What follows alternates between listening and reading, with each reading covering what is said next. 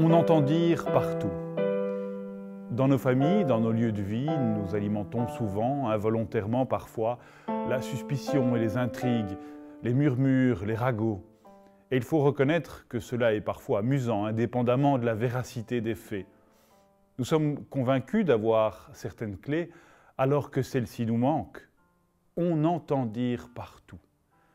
Derrière les « on », il y a souvent un peu de lâcheté.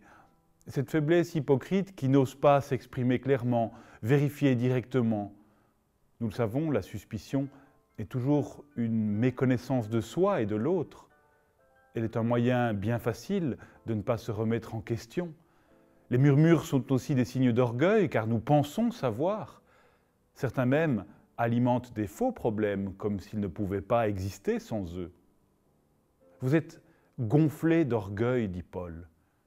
Ce passage de la lettre aux Corinthiens nous rappelle que nous ne savons pas tout, que l'intimité des histoires ne peut jamais nous appartenir pleinement.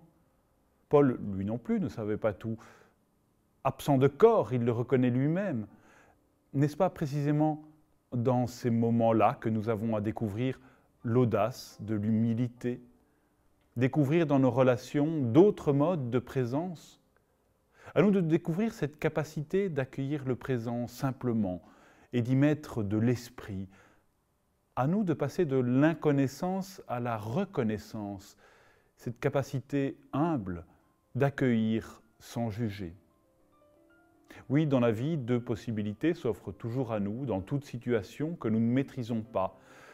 La suspicion qui murmure ou l'audace de l'humilité qui ne juge pas. Le juste est celui qui ne juge pas, qui s'ajuste au désir de Dieu, qui ajuste son regard et le déplace. La justice devient ainsi la justesse de nos relations, inscrite dans un projet qui nous dépasse. C'est alors qu'absents de corps, nous pouvons être réellement présents d'esprit et ne garder dans notre cœur que ce qui est vrai, bon et utile.